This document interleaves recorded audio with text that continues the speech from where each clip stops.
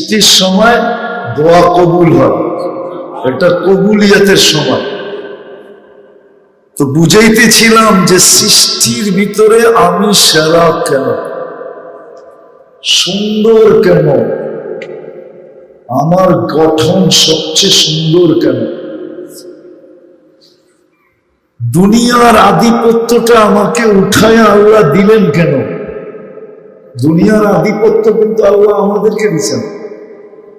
যদিও হাজারো প্রাণী আছে, কিন্তু কারো কাছে দুনিয়ার আধিপত্য নেই। বলো, কোন দেশের প্রেসিডেন্ট সিংহ,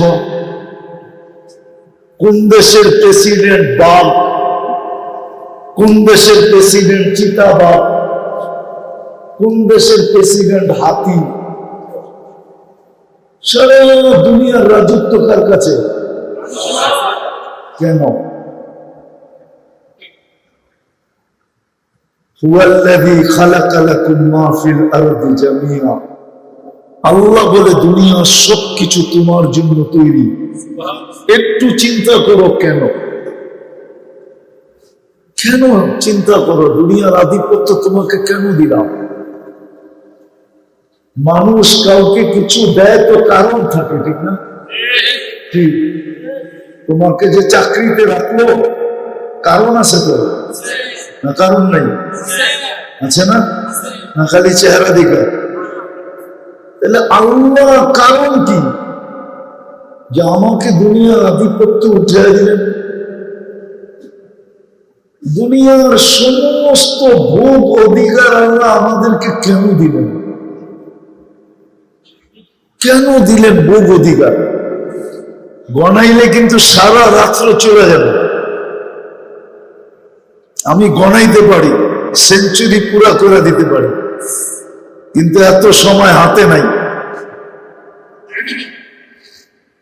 গণাইলে সেঞ্চুরি পুরা করে দিতে পারি যে আল্লাহ এত কিছু আমাদেরকে কেন দিলেন?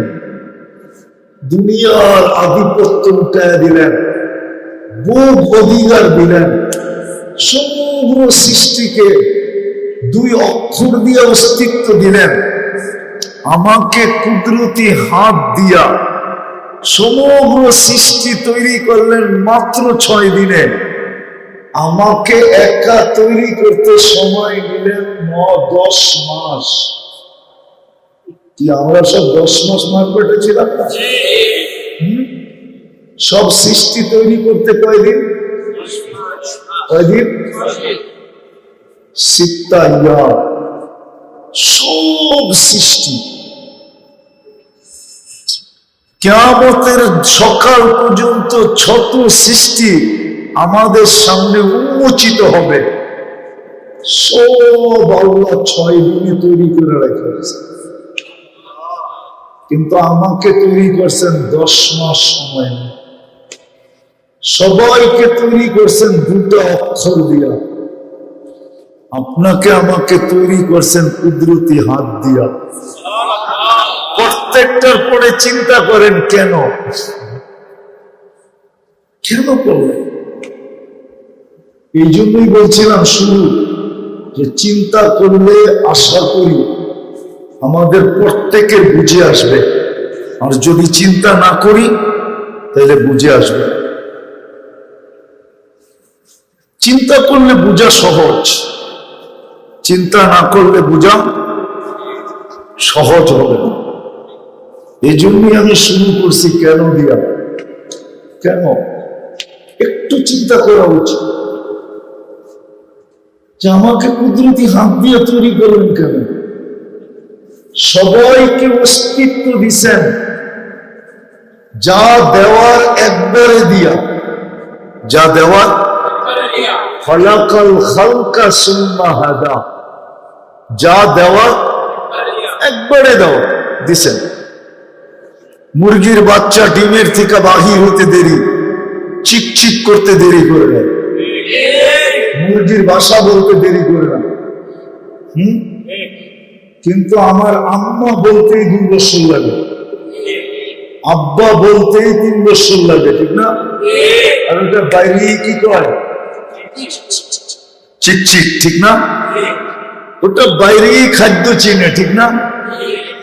ওটা বাইরে চিনে, দুশ্মন চিনে, ওটা বাহির হয়ে মা ডাক দিলে ডাঙার নিচে ঢুকে, ঠিক না? ওটা বাইরেই দৌড়ানো শুরু করে, ঠিক না? আর আমার হাঁটতেই লাগে 3 বছর, দাঁড়াইতেই লাগে 3 বছর, ঠিক না? এত সুন্দর করে আমারে সাজাইলেন কেন? আমাদেরকে একবারে দিয়া পাঠান না, অস্তিত্ব দেওয়ার পরে আস্তে আস্তে সাজাইছে। কি আস্তে আস্তে আস্তে আস্তে? এটা সৃষ্টি সেরা, এটা সাজায় এমন দাঁড় করাইতে হবে কি যেন দেখা ওনা গলায় নিয়ে না পাইলে জ্বলতে চায়, ঠিক না?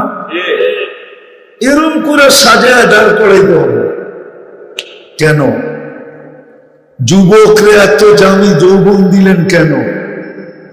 যৌবনের দাম কত বলো? আরে বলো না, যৌবনের দাম কত? কয় টাকা দাম? কিচ্ছু তো কয় না, দেই ফিডার খায় না। যৌবনের দাম কত? আচ্ছা বুড়ারা বলেন না যৌবনের দাম কত? অমূল্য, ঠিক না? বুঝা গেল সমগ্র জগতের রত্ন ভান্ডার এক জায়গায় করলো, এক যুবকের যৌবনের দাম হবে না। অমূল্য যৌবন দিলেন কেন? পুরুষকে পুরুষত্ব দিলেন কেন? নারীকে নারীত্ব দিলেন কেন? কি পুরুষত্বের দাম কত? নারীত্বের কিভাবে বোঝা যায়? তৃতীয় লিঙ্গ দেখলে বোঝা যায়, ঠিক না? তৃতীয় লিঙ্গ বোঝো? না বোঝো না? বোঝো তো? আরে বোঝো, দেখলে বোঝা যায় যে আল্লাহ আমাকে কত দামি জিনিস দিছেন। কেন দিলেন? কেন দিলেন আল্লাহ? এত কিছু আমাকে কেন দিলেন? আসল কথায় চলে আসি, যা কিছু দিছেন শুধু দুনিয়া দেন নাই, আখেরাতটাও দিয়া দিছেন আমাদের। ফেরেশতারা চাইছিল আল্লাহর কাছে যে আমাদেরকে আখেরাতটা দিয়া দেন, মানুষে দুনিয়াটা দিয়া দেন। তো আল্লাহ এক ধমক দিয়া বলছে, আউফাদ্দিলুকুম আলা মান খালাকতু বিয়াদিয়া, আমি তোমাদেরকে শ্রেষ্ঠত্ব দিব ওদের উপরে যাদেরকে আমি কুদরতি হাত দিয়া তৈরি করছি। অকাদ খালাকতুকুম বিআমরি, তোমাদেরকে শুধু হুকুম দিয়া তৈরি করছি। হাতের জিনিসের উপরে হুকুমের জিনিসের শ্রেষ্ঠত্ব দেই তো দেই কি কইরা? বলছে আল্লাহ আপনার সিদ্ধান্ত, জাআলতু লাহুমুদ দুনিয়া ওয়াল আখিরা, আমি মানুষকে দুনিয়াও দিয়া দিছি, আখিরাতও দিয়া দিছি। ফেরেশতারা আল্লাহকে জিজ্ঞেস করছে, তাইলে আমরা কোন কামের, আমরা কি করব? আল্লাহ বলে দিছে, আনতুম তাস্তাখদিমুনাহুম তাবউন লাহুম তাস্তাখদিমুনাহুম, তোমরা মানুষের সেবা করবে, সেবা। কুরআন হাদিস থেকে যতটুকুই তেলাওয়াত করলাম বা উপস্থাপন করলাম, আশা রাখি একই সামনে রেখে কিছু কথা রাখবো। সাথে সাথে সকলের কাছে দোয়ার দরখাস্ত। এই পর্যন্ত যা শুনলাম আর সামনে যা শুনব, আল্লাহ যেন সাধ্য অনুযায়ী আমাদেরকে আমল করার তৌফিক দান করে। অনুরোধ থাকবে কথাগুলো যত বেশি মনোযোগী করে শুনতে পারে বা মনোযোগ দিয়ে শুনতে পারে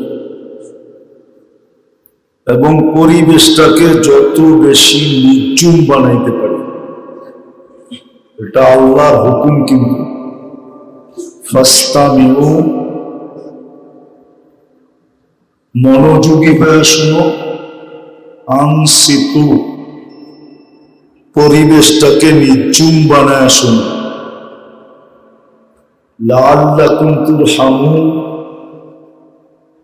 তাইলেই কিন্তু আল্লাহর দয়া আমাদের উপরে হবে। আর না হলে এক তো ওয়াজের মজলিস, আরেকটা আমরা সবাই মসজিদে বসা, তারপরও কিন্তু আল্লাহর দয়ার ভাগীদার হবে না যদি এই দুটা জিনিস না করতে পারি। বিদায় অনুরোধ থাকবে যে এই দুটা পরিবেশের মাধ্যমে আমরা কথাকে শুনি ইনশাআল্লাহ।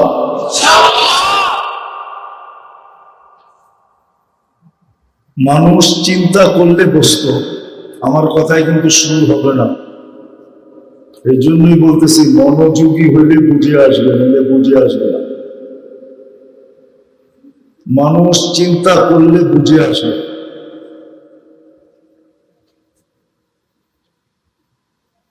চিন্তা না করলে বুঝে আসবে না। একটা একটা করে দেখাইতে থাকি, তারপরে কথা জায়গা মতো নিয়ে যাবে। চিন্তা করা উচিত, সৃষ্টি অগণিত, ঠিক না? সৃষ্টি, কিন্তু আমাকে সবার ভিতরে শ্রেষ্ঠ বানাইলেন কেন? সৃষ্টি তো অগণিত, সবাইকে বঞ্চিত করে আমাকে শ্রেষ্ঠ বানাইলেন কেন? মানুষই তো সৃষ্টির ভিতরে সেরা, ঠিক না? তাহলে সবাই বঞ্চিত, আমি শুধু লাভবান, আমাকে শ্রেষ্ঠ বানাইলেন কেন? সৃষ্টির ভিতরে আমাকেই সবচেয়ে সুন্দর বানাইলেন কেন? সৃষ্টি তো আরো আছে, কিন্তু কোন সৃষ্টিকে তো আল্লাহ সুন্দর বলেন নাই। মানুষ সবচেয়ে সুন্দর কেন বানাইলেন? মনে থাকবে তো এক একটা বানাইতেছি, কিন্তু আমি যে সৃষ্টি অগণিত আছে, আমি শ্রেষ্ঠ কেন? চিন্তা করা উচিত, কিন্তু আমি কেন শ্রেষ্ঠ? সৃষ্টি তো অগণিত,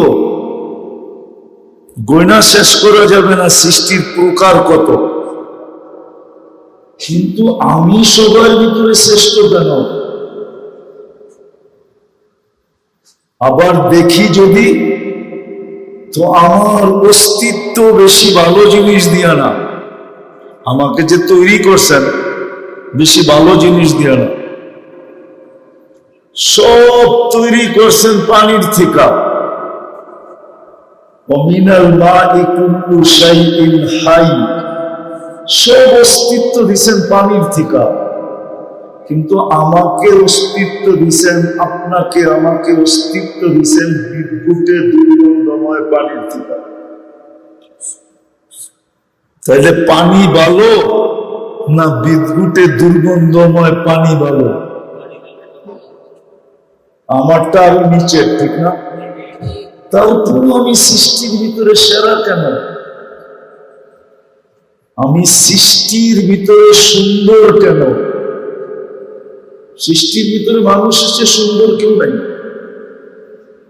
চাই আপনার আফ্রিকার মানুষগুলা পছন্দ হোক আর না হোক, তারপরও সে সৃষ্টির ভিতরে সবচেয়ে সুন্দর। দেখি নাই দেখা প্রবাদ বাক্য সত্য, যারে না দেখছি সে বড় সুন্দরী, ঠিক না? কি আমরা কি পরী দেখছি? পরীর মতো সুন্দর, ঠিক না? হ্যাঁ, পরী দেখছে কেউ? হ্যাঁ, একজনে বলুক আমি পরী দেখছি, এক যুবক বলুক আমি পরী দেখছি। প্রবাদ বাক্য হলো যাকে না দেখছি সে বড় সুন্দরী, যারাতে রান্না না খাইছি সে বড় রাধুনী, ঠিক না? কোনদিন রান্নাই তো খাইলাম না, রাধুনী কেমনে বুঝলাম, ঠিক না? মানুষ সবচেয়ে সুন্দর কেন? সৃষ্টির ভিতরে সেরা কেন? আমাদের গঠন সৃষ্টির ভিতরে সবচেয়ে সুন্দর গঠন কেন? মানুষের যে সুন্দর গঠন আল্লাহ কাউকে দেন না, আর হইতেও পারে না। আপনারা বলেন হাতেরটা সুন্দর না হুকুমেরটা সুন্দর? কোনটা সত্য? তো কি বুঝাইতে পারলাম? তুমি হাত দিয়া বানাইছো এটা সুন্দর বেশি না হুকুম দিয়া বানাইছো এটা সুন্দর বেশি? মানুষ তো হাতের তৈরি, এই জন্যই তো গঠনটা সুন্দর বেশি। মানুষ মানুষকে দেখা জান দিছে, এটার কুঠি প্রমাণ আছে, ঠিক না? কিন্তু কোন সৃষ্টিকে দেখা কে জান দিছে আজ পর্যন্ত একটা প্রমাণ লোক? যদিও কয় হরিণের মতো চোখ, হরিণ দেখা আজ পর্যন্ত কেউ জান দিছে? কিন্তু মানুষের চোখ দেখা জান দিছে বিষের বোতল ডব পান করছে, ঠিক না? 14 তারিখে ফুল লয়া পিস করছে, ঠিক না? হোটেলে খাওয়ায়া মায়া পার্সেল দিয়া পারে না কলজাটারে ধুনা ধরা প্যাকেটে ধরা দিয়া দিতে যে বাড়ি নিয়ে খাইস, তারপরও আমার একটু লেখা দে আই নট ইউ, ঠিক না? মানুষের গঠন সবচেয়ে সুন্দর কেন? আজকে শুধু কেন বানাবো, কেন পরে যায় বলবো, কথা লম্বা হবে না, অল্প সময় হবে। আমার বিশ্বাস এতটুক দিয়ে বুঝে আসবে। কেননা বাহিরের পরিবেশও বলে, ভিতরের পরিবেশও বলে। সারাদিন প্রচন্ড গরম ছিল, মাশাআল্লাহ এখন বৃষ্টি হওয়ার কারণে পরিবেশটা একটু ঠান্ডা হয়ে গেছে, ঠিক না? মনে হয় আজকের আয়োজন বিলকুল কবুল। কবুল। এখনো কিন্তু বৃষ্টি টুকটুক করে পড়তেছে, মনে হয় সামনে আরো বেশি পড়বে, মনে হয় যা বাপচক্কর দেখতেছে। আজকের দিনটাও মজায় হবে।